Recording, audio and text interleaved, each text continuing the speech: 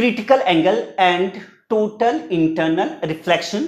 Total internal reflection को short में TIR भी कहते हैं। तो ये टॉपिक शुरू होने जा रहा है और वेरी वेरी इंपॉर्टेंट, जैसे मैंने लिखा ऑब्वियस है सारी टॉपिक इंपॉर्टेंट हैं, बट TIR का कॉन्सेप्ट 10th क्लास से ही चल रहा है। आपको याद होगा कि मिराज वगैरह जो कॉन्सेप्ट है वो हम यहाँ भी पढ़ेंगे, लेकिन 10th को याद दिला रहे हैं, वहाँ पे रेनबो फॉर्मेशन। तो इन सब के पीछे एक फिनोमेना जो लाइट का है जो काम कर रहा था वो था TIR, टोटल इंटरनल रिफ्लेक्शन। तो टोटल इंटरनल रिफ्लेक्शन को अपन को अच्छे से समझना है तो हम क्या करते हैं, एक बाउंड्री बना लेते हैं। सबसे पहले मान लेते हैं कि ये नीचे वाला पोर्शन जो है इसका रिफ्रैक्टिव इंडेक्स μ1 है और ऊपर क्या है μ2 है ना, या कुछ भी मान लो, ऊपर μ1 ले लो तो नीचे क्या हो जाएगा μ2। सपोज करते हैं कि μ2 इज ग्रेटर देन μ1 है। इसका मतलब हुआ कि ये क्या है, डेंसर मीडियम है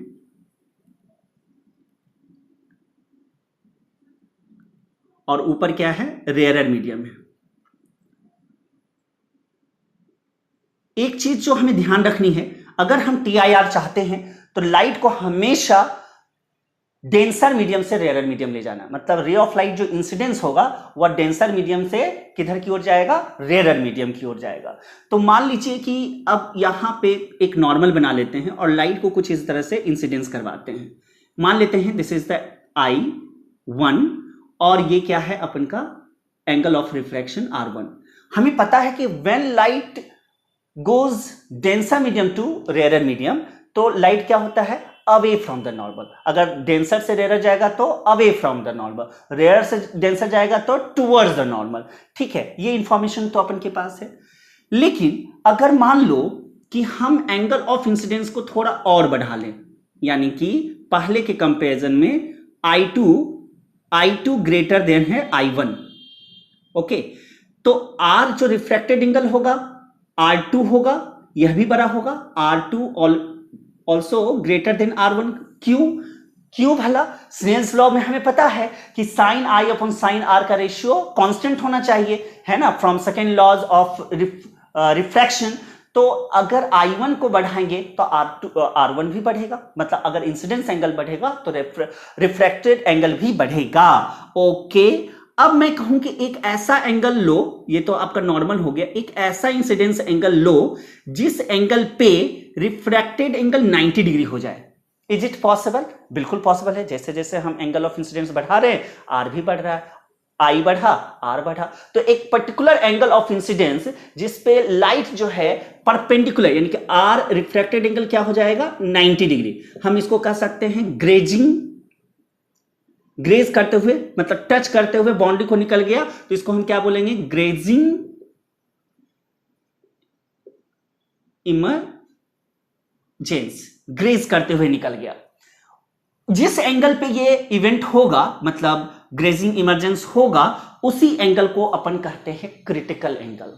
तो क्रिटिकल एंगल का भी डेफिनेशन हो गया कि जब लाइट को हम इंसिडेंट करवाएं, angle of incident, critical angle is what, that angle of incidence where refracted angle becomes 90 degree, or you can say कि refracted ray grazing emergence।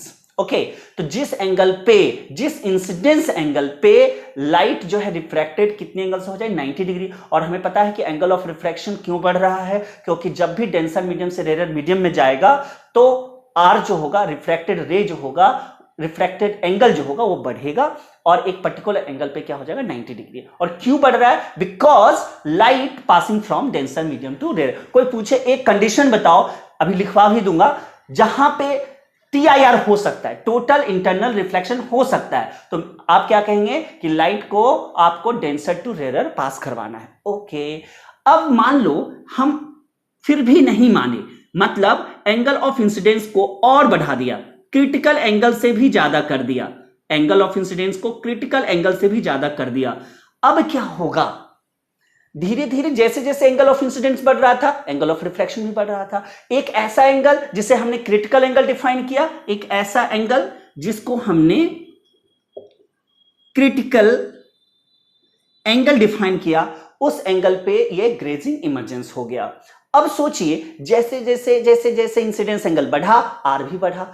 अब मैंने और एंगल बढ़ा दिया, अब क्या होगा, अब क्या होगा, अब ग्लेज करता हुआ तो अब थोड़ा सा और बढ़ेगा, तो जैसे ही थोड़ा भी बढ़ेगा लाइट सेम मीडियम में कम बैक हो जाएगी, सेम मीडियम में, क्योंकि आर तो बढ़ेगा, एंगल तो बढ़ेगा, तो जैसे ही एंगल बढ़ेगा तो अब एक तरह से रिफ्रैक्शन नहीं होकर सेम मीडियम में लाइट आ गया। एंड वी नो दैट कि जब भी लाइट सेम मीडियम में आती है तो उस फिनोमेना को रिफ्लेक्शन कहते हैं। दूसरे मीडियम में चला गया तो रिफ्रैक्शन, सेम मीडियम में आ गया तो क्या होगा, रिफ्लेक्शन। मतलब आप कह सकते हो कि यहां पे इस पॉइंट पे जब इंसिडेंस एंगल क्रिटिकल एंगल से ज्यादा हुआ तो यहां पे हम कह सकते हैं कि रिफ्रैक्शन होना बंद हो गया, स्टॉप, रिफ्रैक्शन स्टॉप, और क्या स्टार्ट हो गया, रिफ्लेक्शन, और क्या स्टार्ट हो गया, रिफ्लेक्शन।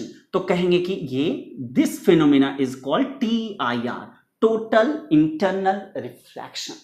इवन कम्युनिकेशन जो आप देखते हो ना, जो आप मोबाइल स्मार्टफोन पे आप मुझे देख रहे हो, यूट्यूब पे कोई भी वीडियोस देख रहे हो या कुछ भी नेट चला रहे हो, तो उसके लिए ऑप्टिकल फाइबर की जरूरत होती है। हम पढ़ेंगे यहाँ पे ऑप्टिकल फाइबर टेली कम्युनिकेशंस के लिए या आज के इंटरनेट के लिए बहुत जरूरी है ना। आपने देखा होगा काफी पूरा अर्थ पे एक नेटवर्क बनाया गया है टेली कम्युनिकेशन के लिए, ये जो आपका इंटरनेट चलता है उसके लिए, उसकी कम्युनिकेशन के लिए, तो वहां भी ये TIR का कॉन्सेप्ट लगा है। तो सोच लो कि TIR हमारे लिए कितनी इंपॉर्टेंट है। फिलहाल इसको आप नोट कर लीजिए। हमने आपको बताया टोटल इंटरनल रिफ्लेक्शंस के लिए क्या करना होता है, लाइट को डेंसर से रेयर मीडियम में ले जाना होता है। जैसे ही लाइट को इंसिडेंस एंगल को बढ़ाते जाते हैं, एंगल ऑफ रिफ्रैक्शन भी बढ़ता जाता है। जिस एंगल पे ये ग्लेजिंग इमर्जेंस होगा, R 90 डिग्री होगा, उस एंगल को हम क्रिटिकल एंगल कहेंगे। और जैसे ही इंसिडेंस एंगल को क्रिटिकल एंगल से ज्यादा करेंगे तो क्या होगा, ये सेम मीडियम में कम बैक यानी कि रिफ्रैक्शन बंद हो जाएगा और रिफ्लेक्शन स्टार्ट हो जाएगा। तो दिस फिनोमेना जब ऐसा होगा तो इसी फिनोमेना को हम क्या कहेंगे, TIR। इसको नोट कर लो, फिर हम लिखवा देंगे आपको कंडीशंस फॉर TIR। मिटा देते हैं। अब लिखिए कंडीशन फॉर TIR।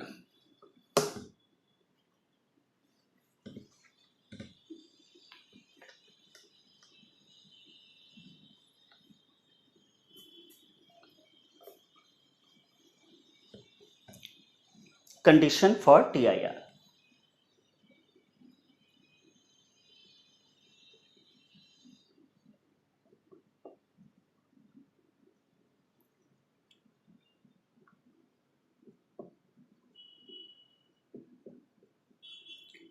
फर्स्ट तो यही है कि light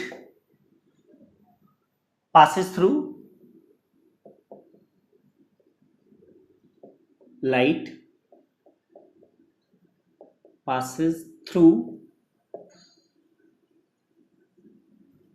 denser medium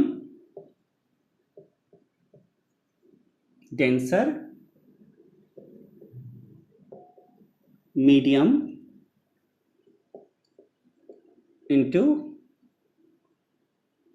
rarer medium।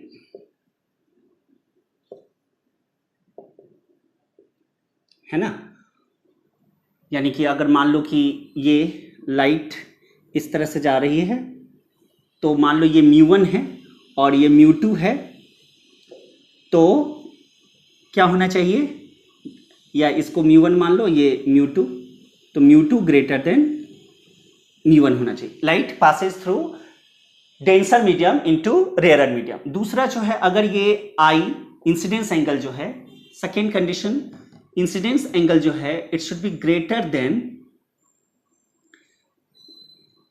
क्या होना चाहिए, क्रिटिकल एंगल। इंसिडेंस एंगल क्या होना चाहिए, ग्रेटर देन क्रिटिकल एंगल। ये क्या है, क्रिटिकल एंगल।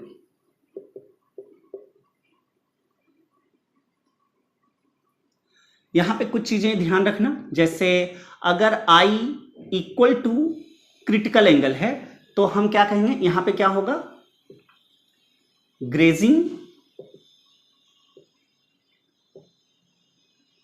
इमर्जेंस। अगर I less than critical angle है तो क्या होगा, रिफ्रैक्शन नहीं, और रिफ्लेक्शन कब होगा, TIR कब होगा, जब आई इंसिडेंट एंगल ग्रेटर देन होगा क्रिटिकल एंगल के, तब हम कहेंगे क्या होगा, टी आई आर। तो this is the condition for T I are. Okay, note कीजिए।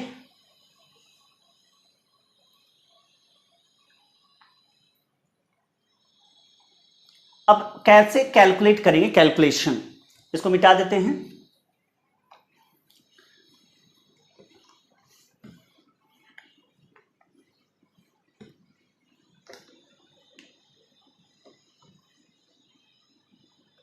Calculation for T I are.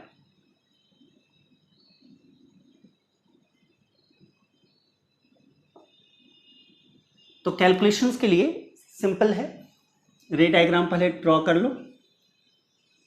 कुछ इस तरह से लाइट गया और this is the incidence angle, है ना, और मान लो कि यहां पे लाइट वापस कम बैक हो गया। या फिर ये ले लो, है ना, क्रिटिकल एंगल पे क्या होगा, आर 90 डिग्री होगा, ये भी ले लेते हैं। और मीडियम यहाँ पे क्या है, μ1 है या μ2 है, और ये क्या है, μ1 है। तो μ2 ग्रेटर देन क्या है, μ1 से। अब यहां स्नेल्स लॉ लगा लें, यहां इस पॉइंट पे ओ नाम देते हैं। तो फ्रॉम स्नेल्स लॉ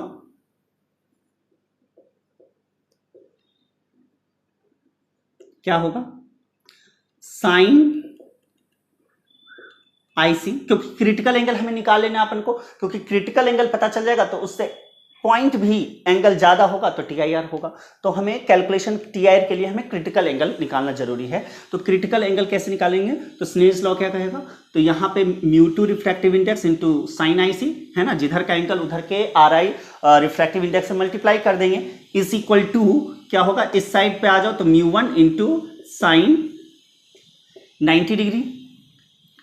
तो therefore sine IC is equal to μ1 ही रहेगा, साइन 90 डिग्री की वैल्यू 1 हो जाएगी, और μ2 नीचे उतार लो तो ये नीचे μ2 हो जाएगा। ओके, तो ये फाइनली हमारे पास फॉर्मूला मिल गया क्रिटिकल एंगल निकालने का। मतलब हम कह सकते हैं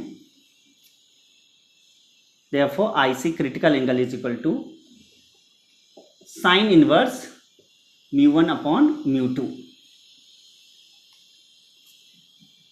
ओके, अगर मान लो ये एयर हो तो एयर के केस में μ1 क्या हो जाएगा, 1, और डेंसर केस में मान लेते हैं से कि μ है, तो यहां पे हम लिख सकते हैं sine IC is equal to 1/μ, और IC is equal to sine inverse. तो ये फॉर्मूला कब लेना है, जब रेयरर मीडियम एयर हो, अदरवाइज हम ये फॉर्मूलाज ले लेंगे, है ना। तो कहोगे कि टी आई आर कैसे पता चलेगा, तो क्रिटिकल एंगल अगर हमने कैलकुलेट कर लिया, calculations for T I are मत को, calculations for of critical angle, critical angle, क्योंकि क्रिटिकल एंगल अपन को मिल गया तो टी आई आर का भी पता चल जाएगा, क्योंकि एंगल ऑफ इंसिडेंस मिल गया, जिस एंगल पे ग्रेजिंग इमर्जेंस होगा, तो उसके बाद मान लो ये 60 डिग्री आया। आप इसको नोट करो, एक एग्जांपल भी लेते हैं, ठीक है। ओके, टी आई आर पे बेस्ड, तो बड़ा सिंपल एक क्वेश्चन देता हूं। मान लो लाइट जो है डेंसर से रेयर जा रही है, ऑब्वियस है, ये तो पता ही था कि डेंसर से रेयर जाना चाहिए, और मान लो आपको निकालना है क्रिटिकल है। अच्छा, क्रिटिकल एंगल को आईसी या केवल सी भी कहेंगे, क्रिटिकल एंगल ही, आपकी जो मर्जी या जो एग्जाम में दे। अब यहां मान लो कि म्यू की वैल्यू दिया है √3, और यहां पे क्या है, air, and you have to find what the critical angle. Very simple questions, है ना। तो यहां पे मैंने जो तरीका बताया था, गिवन क्या है, ऐसे तो डायग्राम में ही सब क्लियर है, लेकिन आपको म्यू दिया हुआ है √3 μ2, और एयर के लिए हमें पता है कि म्यू क्या हो जाएगा, 1, और फाइंड क्या करना है अपन को, फाइंड करना है क्रिटिकल एंगल। तो यहां पे डायरेक्ट कॉन्सेप्ट किसका लगेगा, क्रिटिकल एंगल का। Calculation of T I R के लिए हमारे पास फॉर्मूला है sine IC is equal to 1/μ। तो म्यू क्या हो गया, √3, है ना। तो यहां से आप वैल्यूज निकाल लेंगे। तो IC इज इक्वल टू क्या हो जाएगा, अगर कोई परफेक्ट वैल्यू नहीं आती है तो आप साइन को ऐसे इन्वर्स कर देंगे, तो दिस इज योर आंसर। जैसे 2/√3/2 या कुछ ऐसा वैल्यू होता 1/2, तो 30, 60, 45, अदरवाइज हम ऐसे ही कर देंगे और आप देखेंगे जनरली ऑप्शन भी इसी फॉर्म में होगा। तो नेक्स्ट क्वेश्चन है, आपको एक डेटा दिया हुआ है, डेटा तो आपको निकालना है। जैसे आपको दिया हुआ है कि क्रिटिकल एंगल जो है वो कितना है, मान लीजिए 30 डिग्री। ओके, क्रिटिकल एंगल क्या दिया हुआ है, 30 डिग्री। तो आपको बताना है speed of light in that medium. You have to find what, speed of light. आपको क्या निकालना है, स्पीड ऑफ लाइट कहां पे, तो इन मीडियम म्यू मतलब डेंसर मीडियम में। क्योंकि लाइट किधर से किधर जाएगी, हमें पता है कि क्रिटिकल एंगल के कॉन्सेप्ट में लाइट कुछ इस तरह से गई होगी, यानी कि अगर ये रिफ्रैक्टिव इंडेक्स म्यू है तो ये आपका मान लो कि क्रिटिकल एंगल है और इस तरह से ये निकल के गया होगा, है ना। तो यहां आपको क्या दिया हुआ है, IC की वैल्यू दिया है 30 डिग्री। तो आपको फॉर्मूला पता है क्रिटिकल एंगल का, sine IC is equal to क्या होता है, 1/μ। तो IC की वैल्यू कितना हो गया, 30 डिग्री। तो यहां से साइन 30 डिग्री कितना हो गया, 1/2। तो therefore mu is equal to कितना आ गया, 2। ध्यान रखना, म्यू जो है RI रिफ्रैक्टिव इंडेक्स एक प्योर रेशियो है ना, तो इसका कोई यूनिट डायमेंशन नहीं होगा। अब सवाल है कि अब मुझे निकालना क्या है, तो स्पीड ऑफ लाइट कैसे निकालेंगे। तो फॉर्मूला क्या था, बताइए, speed of light in air upon speed of light in medium is equal to mu. यही फॉर्मूला था ना अपन का, है ना। म्यू इनवर्सली प्रोपोर्शनल टू क्या होता है, V। यहां से ये फॉर्मूला मिल गया, है ना। एयर का 1 होता है म्यू, तो हमने नहीं लिखा, और म्यू हमें पता चल गया मीडियम का। अब सिर्फ वैल्यू रखिए और आपको मीडियम में यानी कि आपको CM मिल जाएगा। CM का मतलब लाइट की स्पीड इन डेंसर मीडियम।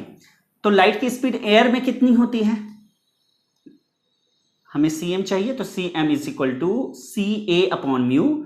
तो speed of light rarer medium में एयर के लिए 3 × 10⁸ मीटर पर सेकेंड, और म्यू कितना आया है, 2, है ना, मीटर पर second. This is your answer. 3/2 को आप चाहें तो ऐसे लिख लो, 1.5 × 10⁸ मीटर पर सेकेंड। सिंपल, कोई बहुत ज्यादा मुश्किल सवाल नहीं आता है TIR पे। इसको लिख लीजिए, एंगल दिया हुआ है, गिवन क्या है, इंसिडेंस एंगल I 45 डिग्री है। एक और चीज दिया है, एंगल ऑफ डेविएशन डेल्टा दिया हुआ है 15 डिग्री, और फाइंड क्या करना है अपन को, क्रिटिकल एंगल IC। कैसे करेंगे, डेविएशन का कॉन्सेप्ट क्या था कि लाइट अगर मान लो कुछ इस तरह से इंसिडेंस होती है, ये कुछ ऐसे, और ये इस तरह से अवे फ्रॉम द नॉर्मल चले जाती है ना, या टूवर्ड्स द नॉर्मल ले लो, क्योंकि डेंसर मीडियम की ओर ले जाना है ना।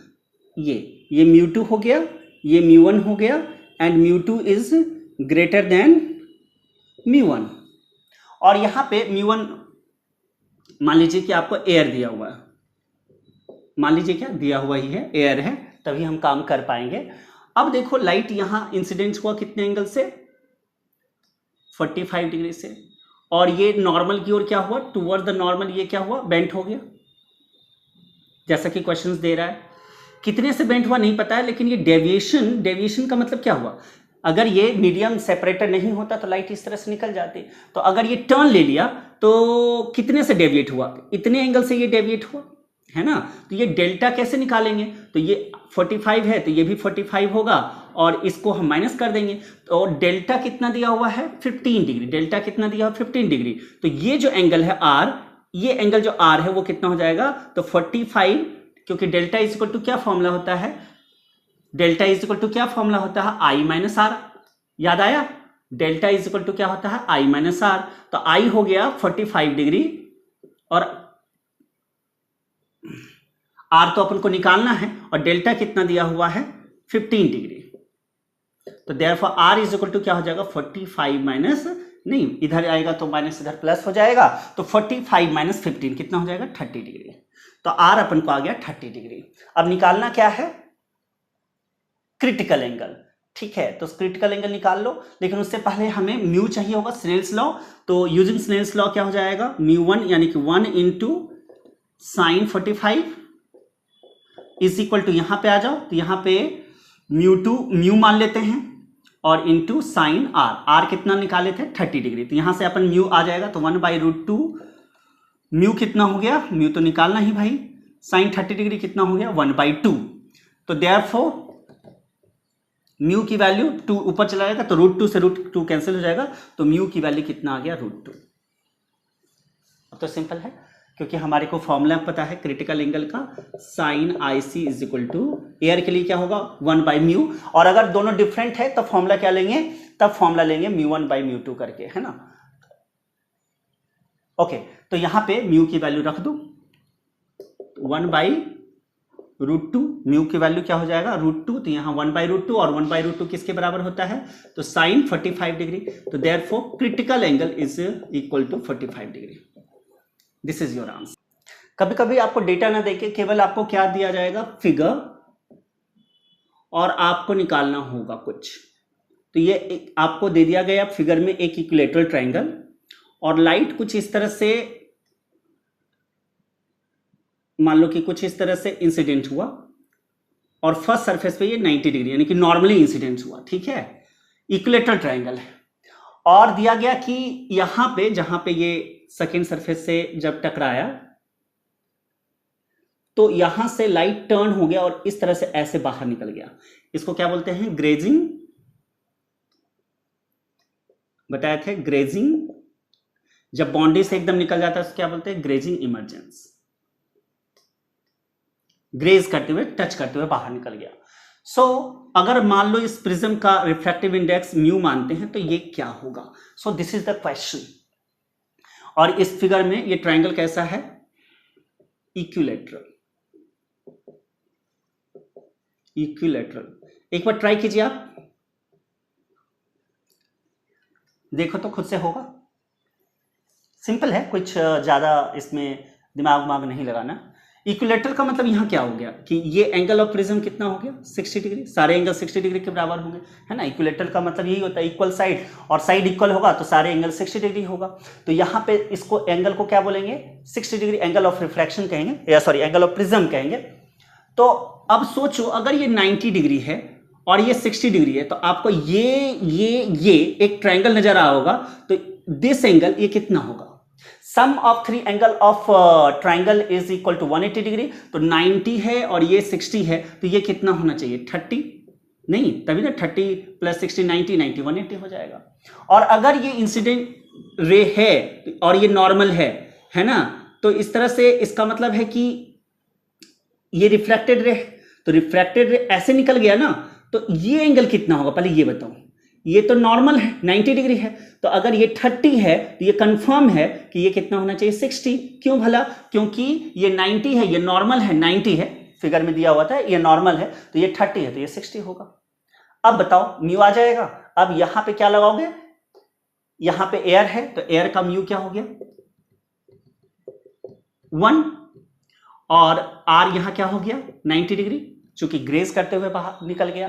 तो फ्रॉम स्नेल्स लॉ हम लगा दें तो क्या होगा, mu into sine 60 degree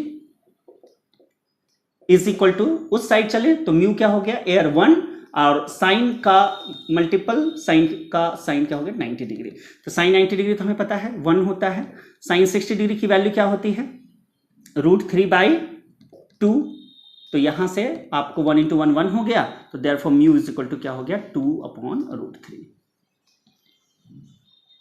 simple है, कुछ बहुत टफ नहीं आ रहा है। तो ऐसे ही सवाल आते हैं, नोट कीजिए। एक और सवाल लेते हैं। तो फिर से एक फिगर दिया गया है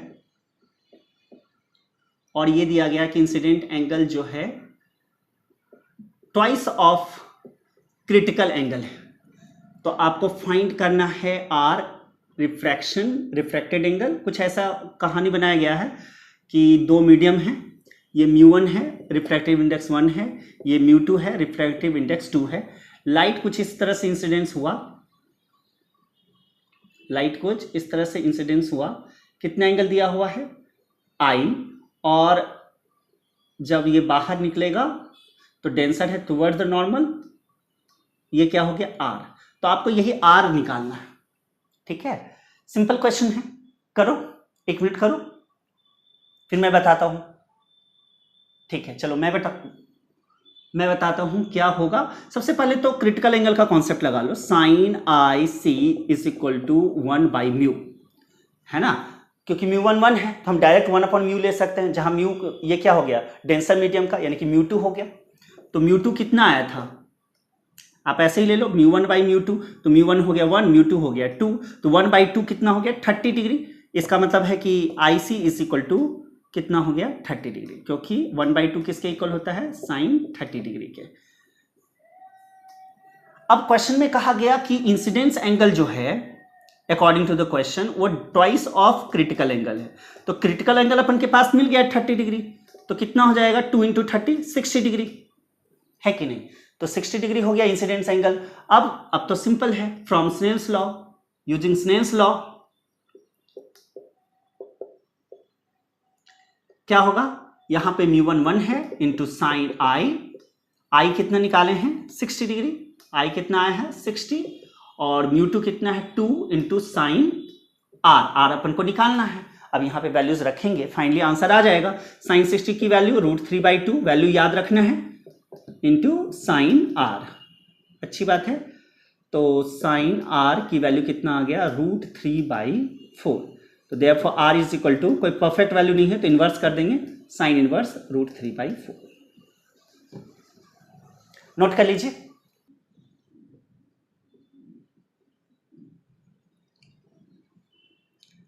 कंप्लीट रे डायग्राम, कंप्लीट पाथ ऑफ रे ऑब्जेक्टिव है, तो आपको एक सही पिक्चर फिगर को चुनना होगा। तो सवाल कुछ ऐसा होगा कि आपको 2 फिगर है कुछ इस तरह से, क्वार्टर ऑफ द सर्कल है, ये 90 डिग्री है, और लाइट कुछ इस तरह से इंसिडेंट हुआ। आपको क्रिटिकल एंगल दिया हुआ है 42 डिग्री, और ये 42 डिग्री से यहां पे स्ट्राइक किया यहां पे। अब इसका पाथ कैसा होगा ये आपको बनाना है, ठीक है। सोचिए, 1 मिनट सोचिए, फिर देखिए। एक और डायग्राम है, मान लीजिए कि आपके पास एक ट्रायंगल है, मान लीजिए एंगल ऑफ प्रिज्म 30 डिग्री है, ये एंगल 60 डिग्री है। लाइट जो है कुछ इस तरह से इंसिडेंट हो रही है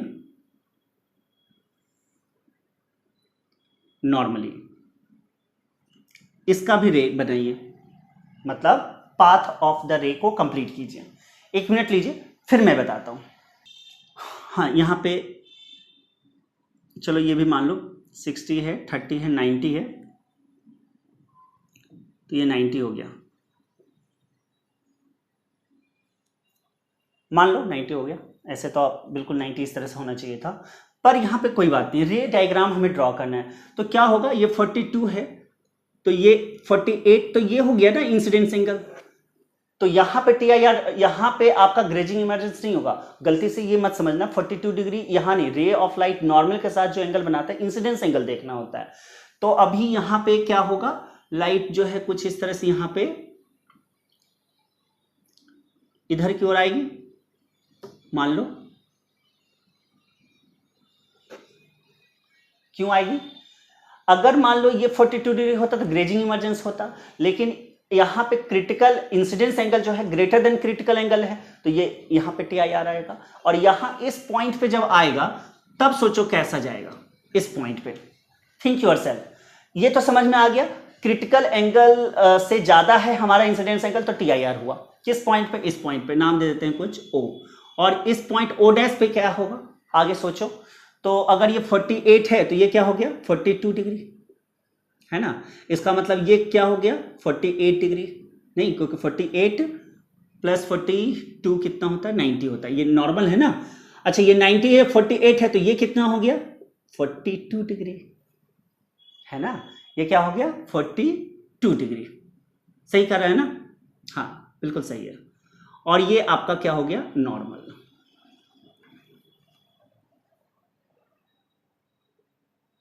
सही किया, देख लो, ये 42 है तो ये 48 होगा, फिर ये क्या होगा? ये 48 है तो ये क्या होगा? गलत किया क्या?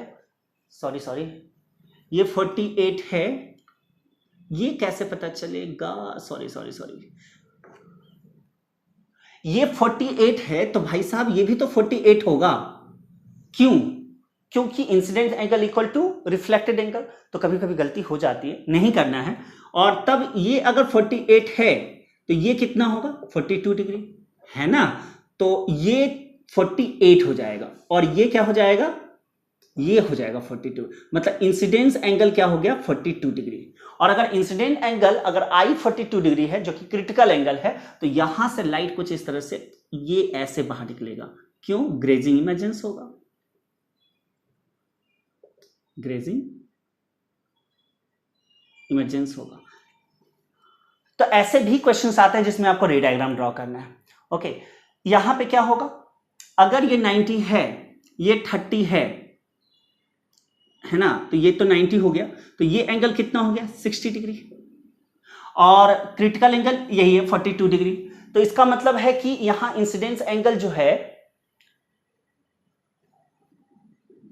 वो नॉर्मल के साथ लेते हैं ना, तो ये क्या हो गया? 30 डिग्री। इंसिडेंट रे नॉर्मल के साथ जो एंगल बनाती है that is called incidence angle. तो इंसिडेंस एंगल जो है ग्रेटर देन अगर होता क्रिटिकल एंगल से तो ऐसे आ जाता, लेकिन यहां पे अच्छा इक्वल होता तो ये इस तरह से ग्रेज करता। लेकिन ये इंसिडेंस एंगल जो है क्या है?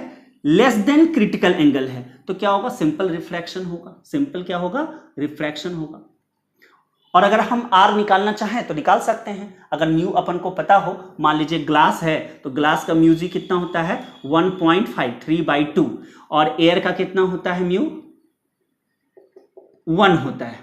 ओके, तो हम यहां पे अगर स्नेल्स लॉ लगा लें तो क्या हो जाएगा? Mu G 3/2 into sine incident angle कितना निकला? 30 डिग्री। और यहां पे क्या हो गया? 1 इंटू साइन आर। तो यहां से साइन 30 डिग्री कितना होता है? 1/2, है ना? तो साइन आर हो गया, तो आर की वैल्यू 3/4 हो गया। मतलब therefore R equal to sine inverse 3/4। ऐसे भी सवाल आते हैं, नोट कर लीजिए, फिर आगे चलते हैं। सर्कल ऑफ इल्यूमिनेंस काफी अच्छा टॉपिक है, टीआईआर पर ही बेस्ड है। क्या होता है मैं आपको अभी बताऊं, लेकिन काफी इंपॉर्टेंट है। बहुत बार एग्जाम में देखा गया है कि हॉट टॉपिक कह सकते हैं, यहां से क्वेश्चंस आया है। सर्कल ऑफ इल्यूमिनेंस का मतलब हुआ कि मान लीजिए कि जैसे एक मछली है या कोई एक बल्ब जला दे यहां पे, है ना, कोई एक मान लो कि बल्ब है ना, लाइट कर रहा है। सर्कल ऑफ इल्यूमिनेंस का मतलब हुआ कि अगर ये मान लो कि लिक्विड है या वाटर, कुछ भी मान लो, चलो वाटर ही मान लेते हैं, तो क्या होगा? लाइट जो है कुछ, ये मान लो सोर्स ऑफ लाइट है तो यहां पे आएगा, है ना? ये क्या हो गया? रिफ्लेक्टेड रे, सॉरी इंसिडेंस रे, और ये जो एंगल बनाएगा एंगल ऑफ इंसिडेंट।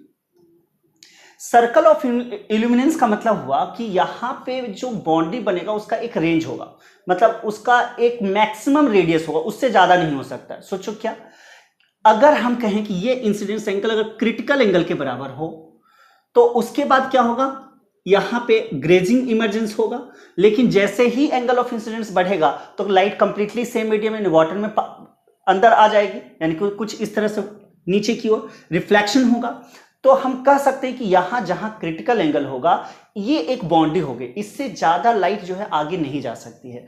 ठीक वैसे ही अगर हम यहां पे देखें, यहां पे फिर से एक बार क्या होगा, मान लेते हैं कि ये क्रिटिकल एंगल है तो यहां पे ग्रेजिंग इमर्जेंस होगा।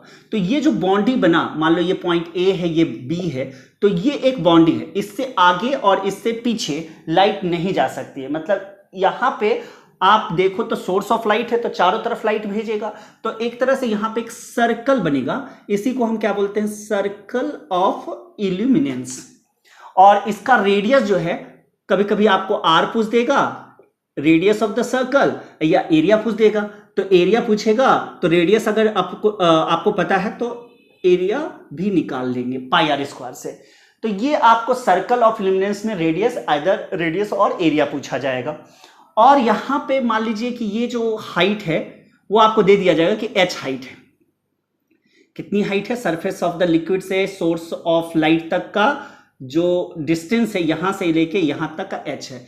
तो मान लो ये पॉइंट O है, ये पॉइंट O डैश है, ये B हो गया, इसको A मान ही चुके हैं। तो कैसे काम करेंगे? तो सबसे पहले हम टी आर का कॉन्सेप्ट ले लेते हैं। मान लेते हैं कि बाहर एयर है तो उसका आर आई क्या हो जाएगा? म्यू ए 1 हो जाएगा। और ये वाटर है या कुछ भी, कोई भी मीडियम हो सकता है, तो म्यू ही रहने देते हैं। ओके, तो यहां क्या फॉर्मूला लगेगा क्रिटिकल एंगल का? Sine I C is equal to 1/μ। ये तो अच्छी बात है। एक चीज ध्यान दो, अगर ये एंगल आईसी है तो अल्टरनेट ये भी एंगल क्या होगा? क्रिटिकल एंगल ही होगा, क्योंकि अल्टरनेट एंगल आपस में क्या होते हैं? इक्वल। अब यहां मुझे अगर आर चाहिए और एच अपन के पास है, तो आर और एच में रिलेशन एंगल के साथ क्या बनता है? टेन का बनता है। तो हम कहेंगे कि tan of critical angle is equal to perpendicular R हो गया, है ना। और बेस कितना हो गया? बेस हो गया एच। तो देयरफॉर आर रेडियस जो चाहिए वो किसके इक्वल हो जाएगा? h into 10IC। अब सवाल ये है कि अपन के पास तो साइन IC है, तो साइन का मतलब साइन थीटा किसके इक्वल होता है? Perpendicular upon hypotenuse. अगर हम बेस निकाल लें, जो कि हम निकाल सकते हैं, क्या था कॉन्सेप्ट? अगर ये थीटा है, थीटा के सामने परपेंडिकुलर है, तो ये बेस हो गया और 90 के सामने हाइपोटेन्यूस हो गया। तो P/H अगर अपन को पता है तो बेस पाइथागोरस थ्योरम से किसके इक्वल हो जाएगा? p² + b² equal to h²। तो b² इक्वल टू हम लिख सकते हैं h² - p²। सोचो जरा, तो यहां परपेंडिकुलर किसके इक्वल है? तो परपेंडिकुलर यहां पे 1 के इक्वल है। और ये हाइपोटेन्यूस किसके इक्वल है? तो म्यू के इक्वल है। तो यहां पे बेस आपका हो जाएगा h² यानी हाइपोटेन्यूस की जगह μ² और परपेंडिकुलर हो गया 1, तो μ² - 1। तो ये आपका बेस आ गया। आप कहेंगे इसका फायदा क्या है? तो 10IC इज इक्वल टू होता है क्या? Perpendicular upon base. तो परपेंडिकुलर कितना हो गया? 1, और बेस अभी निकाले थे, कितना आया था? √μ² - 1। यहां तक बात समझ में आ रही है? बिल्कुल। तो 10IC की वैल्यू यहां रख दें तो आपको फाइनली जो है हम R कह सकते हैं किसके इक्वल होगा? तो h इंटू 1/√μ² - 1। तो इस तरह से रेडियस आ गया, इसका स्क्वायरिंग कर देंगे तो अपन का एरिया भी निकल जाएगा। इसको नोट डाउन कीजिए। इस पे बेस्ड एक एग्जांपल लेते हैं। एक सवाल आया था आपके IIT 2010 में, एग्जैक्ट बिल्कुल यही फिगर था, सिर्फ डेटा मैं आपको दे दूंगा, आप सॉल्व कर लेना। ओके, बल्कि दे ही देता हूं। h जो था 8 सेंटीमीटर था और म्यू जो था, अच्छा पहले इसको कर लो, कर लिए। तो h जो है 8 सेंटीमीटर है और म्यू जो है आपका 4/3 कुछ भी था, मुझे याद नहीं, 4/3 ले लो। And you have to find the radius. निकल जाएगा,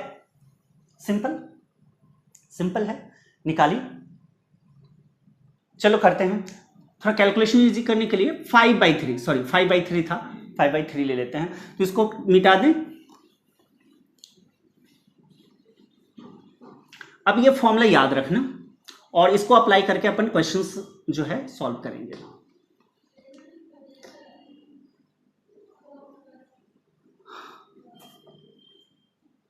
तो सर्कल ऑफ इल्यूमिनेंस का क्या फॉर्मूला निकल गया? रेडियस निकालने के लिए क्या फॉर्मूला निकाले थे? अभी तो निकाले थे। R is equal to h tan theta, और 10 क्रिटिकल एंगल हो गया, और क्रिटिकल एंगल का वैल्यू कितना आ गया था? 1/√μ² - 1, है ना। तो यहां पे क्वेश्चन दिया था IIT 2010 में कि ये मान लो सर्कल ऑफ इल्यूमिनेंस है, यानी कि यहां कहीं सोर्स ऑफ लाइट रखा हुआ है O पे, और जो मीडियम है उसका रिफ्रैक्टिव इंडेक्स दिया गया था कितना? 5/3 कितना दिया गया था 5/3 और निकालना क्या था, निकालना था आपको r।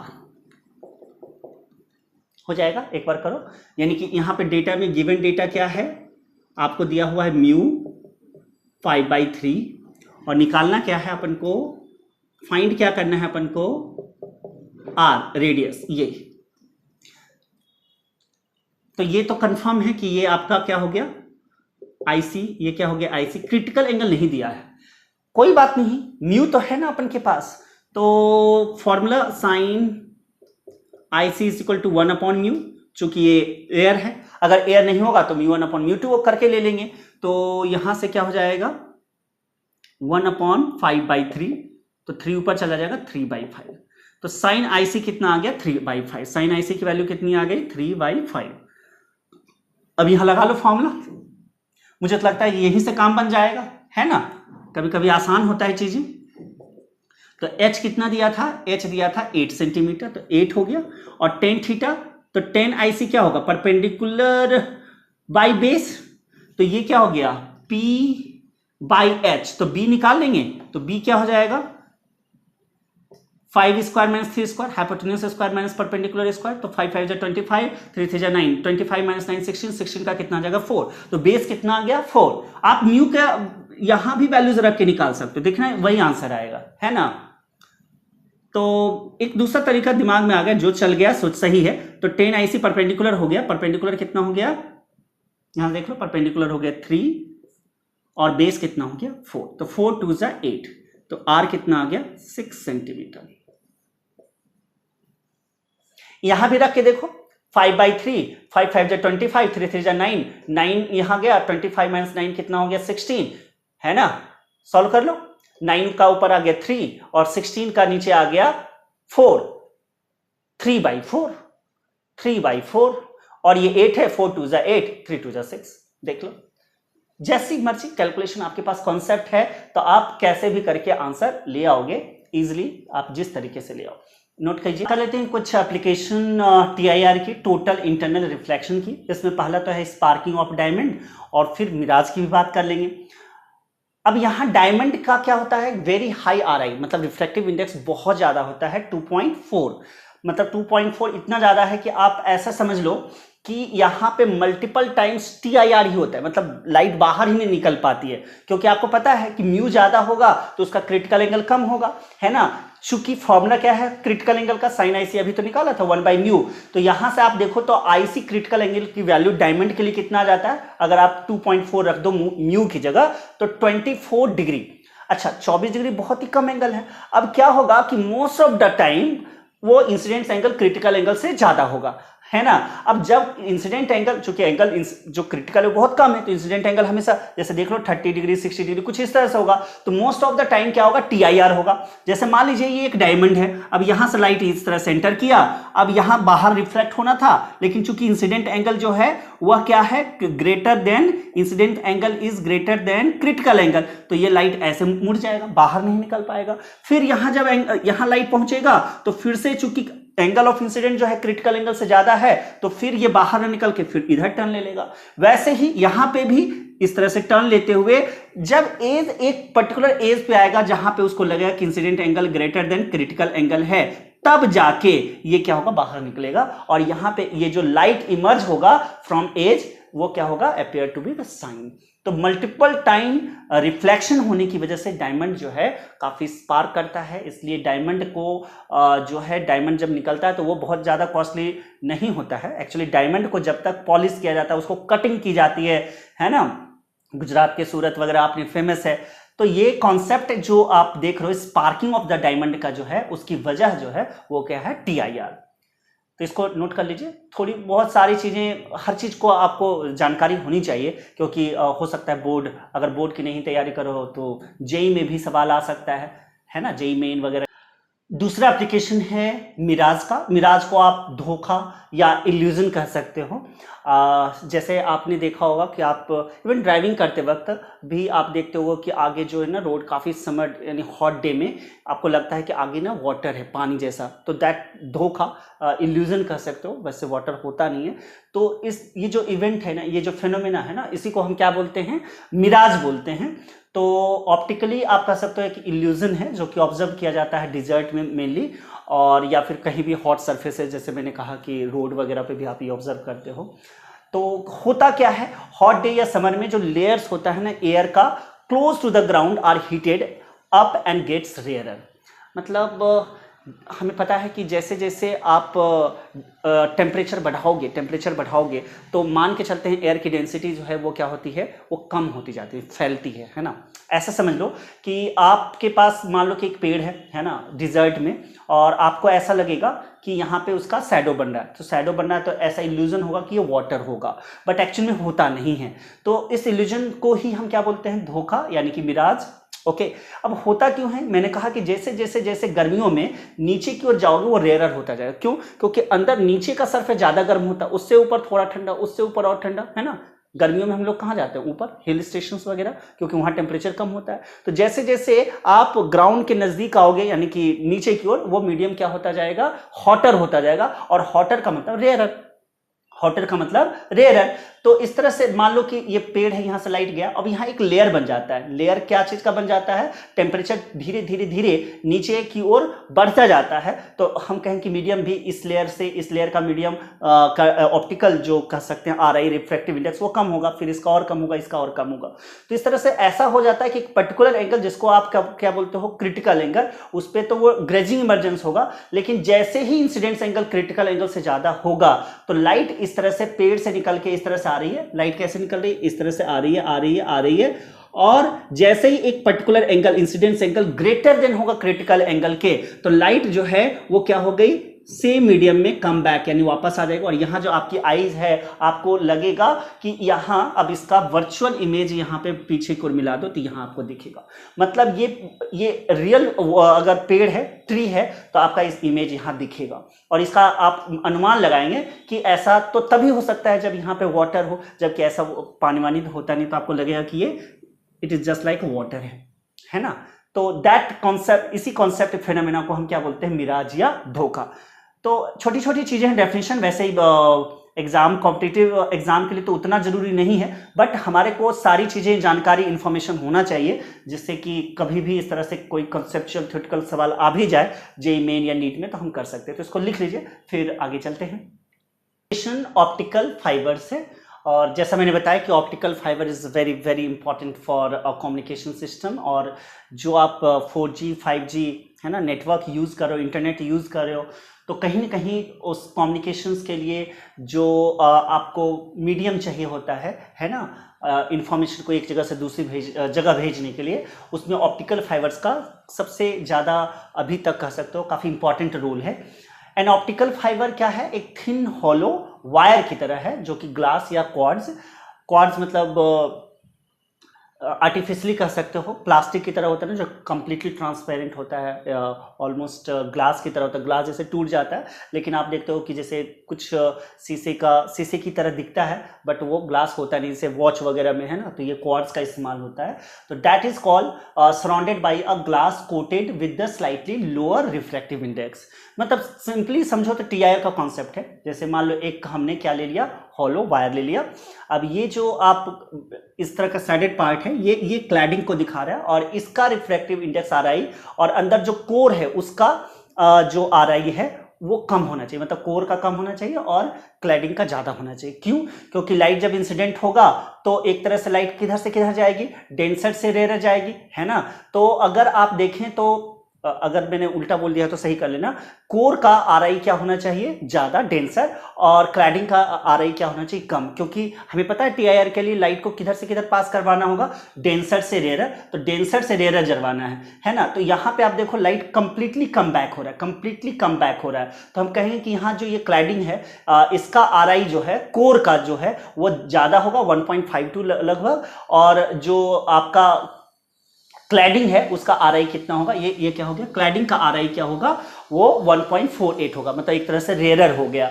तो यहाँ क्या होगा, 100% लाइट जो है रिफ्लेक्ट हो जाएगा, मतलब एक तरह से एनर्जी का लॉस नहीं हुआ। एक फायदा तो ये हुआ कि इंफॉर्मेशन हम जो भेजना चाहते हैं वो एग्जैक्ट वही इंफॉर्मेशन दूसरे पॉइंट पे जाएगा, और दूसरा चूंकि आप लाइट यूज कर रहे हैं तो काफी फास्ट कम्युनिकेशन होगा। दैट्स वाई हम लोग ऑप्टिकल फाइबर का यूज करते हैं। अभी हम वर्किंग और इसका फंक्शन भी समझेंगे, लेकिन यहां पे देख लो कंस्ट्रक्शन और वर्किंग समझेंगे। आई ग्रेटर देन क्रिटिकल एंगल है, ऑब्वियस है, चूंकि हमने बताया कि यहाँ पे इंसिडेंट एंगल क्रिटिकल एंगल से ज्यादा होगा तभी टीआईआर होगा, और यहाँ light travels from one end to another without any loss. तो दो एडवांटेज है, एक तो लॉस नहीं हो रहा है एनर्जी का, और दूसरा चूंकि लाइट हम यूज कर रहे हैं तो काफी फास्ट कम्युनिकेशन होगा, मतलब अपनी मैसेज को हम एक जगह से दूसरी जगह बहुत ही तेजी से भेज सकते हैं। And that's why optical fibre हम लोग यूज कर रहे हैं किसके लिए, तो कम्युनिकेशन और अदर पर्पस के लिए। तो इसको नोट डाउन कीजिए। फिर इस हमने आपको बता रखा कि यहाँ पे कोर और क्लैडिंग, एक्चुअली मैंने लिखा है ना optical fibre consist of 3 main part, लेकिन 2 ही मेन पार्ट होता है, एक कोर और एक क्लैडिंग। और कोर का रिफ्रैक्टिव इंडेक्स अगर μ1 मान लें, क्लैडिंग का μ2, तो हमें पता है कि μ1 it should be greater than μ2। क्यों? क्योंकि डेंसर से रेयर लाइट जाएगा तभी तो टीआईआर होगा। अच्छा, ये बफर कोटिंग क्या है? तो कोटिंग मतलब इस तरह से, पहले हम कोर से शुरू करते हैं। तो कोर तो हमें पता है हाई क्वालिटी ग्लास या प्लास्टिक का बना होता है, इसका डायमीटर लगभग 10 माइक्रोमीटर से 100 माइक्रोमीटर तक होता है, और रिफ्रैक्टिव इंडेक्स μ1 मान लेते हैं। क्लैडिंग जो है उसके ऊपर जो कोट किया जाता है, क्लैडिंग बोलते हैं उसको, और वो ग्लास या प्लास्टिक का जैकेट होता है जिसका रिफ्रैक्टिव इंडेक्स कोर से क्या रखा जाता है, ज्यादा या कम।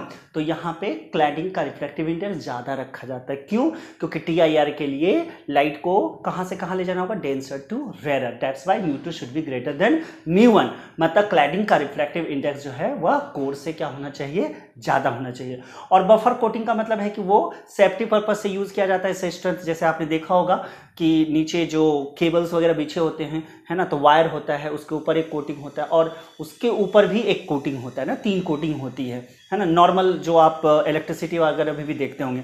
और ऑप्टिकल फाइबर आप देखेंगे तो वहाँ भी एक पतली सी जो है वायरिंग टाइप की होती है, जो ऑप्टिकल फाइबर कह सकते हैं। एक्चुअली में आप जो देखते हैं ऑप्टिकल फाइबर का भी बंडल होता है, वो हम आगे बताएंगे। लेकिन कंस्ट्रक्शन की जहाँ तक बात है ऑप्टिकल फाइबर्स की, तो कोर मेन होता है, उसके ऊपर क्लैडिंग किया जाता है और उसके ऊपर बफर कोटिंग की जाती है।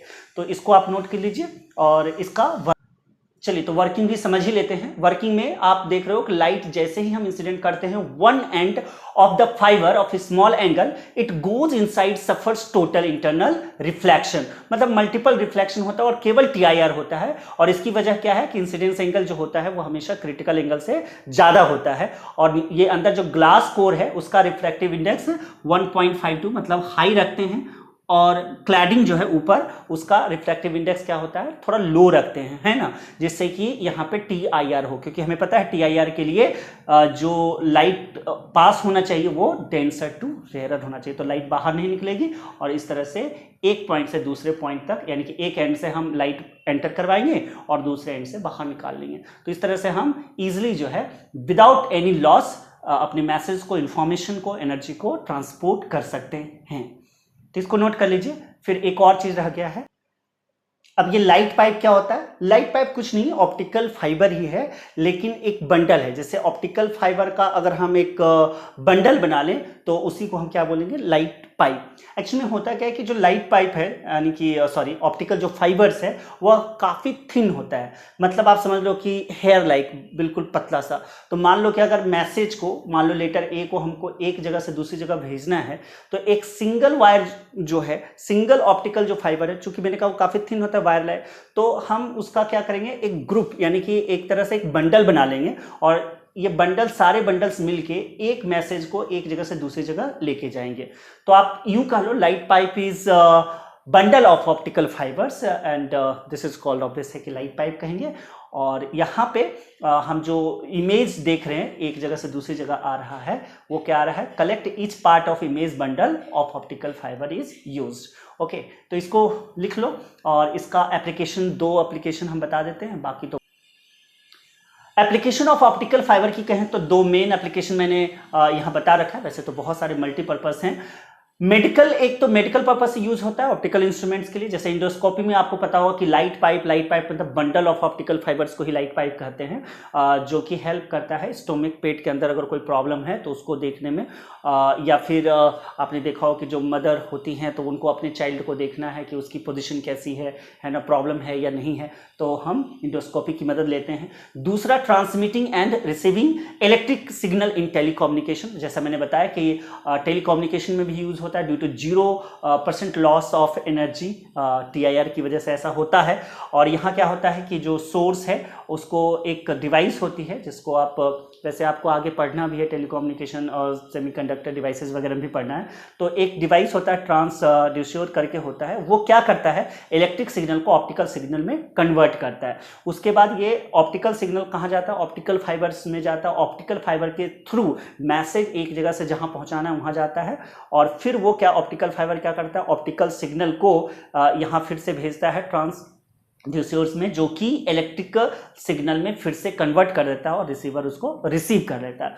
तो ये प्रोसेस है जिसमें हम एक जगह से दूसरे जगह अपने मैसेज को ट्रांसफर करते हैं टेलीकम्युनिकेशन में, यानी कि यूज करते हैं। तो ये 2 एप्लीकेशन था। आई होप कि आपको मजा आया होगा। और यहाँ पे अब अगला पॉइंट हम लेके शुरू करना चाह रहे हैं, बल्कि काफ़ी इंपॉर्टेंट चीज़ है वो प्रिज्म।